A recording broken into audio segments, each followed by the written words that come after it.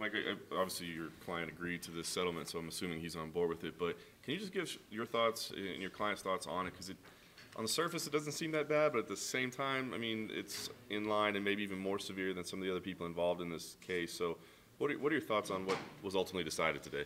Well, look, you know, again, this was a negotiated settlement. Look, Dillon's goal is to get back and start fighting, right? He's already lost a fight. He was supposed to fight for Bellator in February. That didn't happen because of the suspension.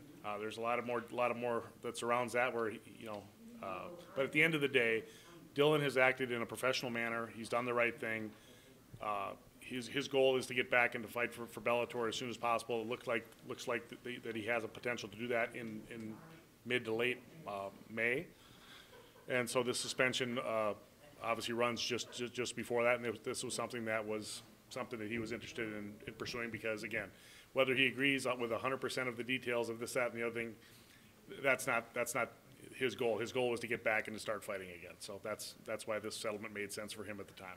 Can you put a dollar figure on what this actually costs? I mean, I know we're talking about a $7,500 fine, but he's got to pay you, which I imagine doesn't come cheap. And then you said a potentially one lost fight, maybe even more. I mean, do you know what this actually cost him? Yeah, well, I don't want to get into the details, but yeah, it cost him significant of money. He had a significant contract and a fight set up for February 15th at Mohegan Sun.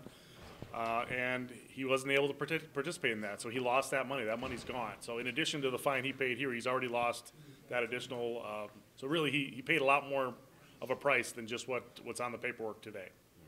Just in general terms, when you come up with a settlement like this, how does it sort of happen? Do the commission say, we think this, and you come back with this, and you sort of meet in the middle? How do the discussions sort of go? That's accurate. I mean, I've been talking with the Attorney General's office on behalf of the commission probably since November. With respect to this, and this was a very unique set of facts, of course, that surrounded particularly the Dillon Danis piece of it.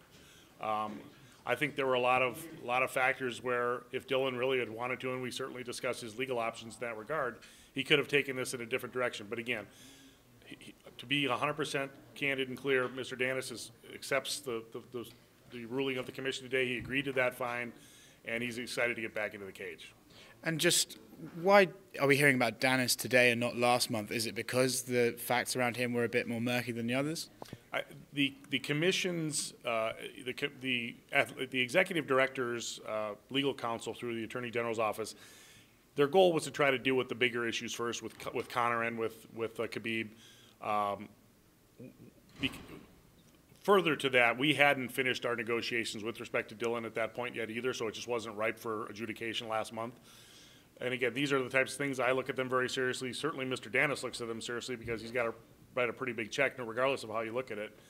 So yeah, we take it very seriously, and we didn't want to rush into it without having negotiated it as completely and fairly as we could have. Thanks very much. Thank you. Thank you.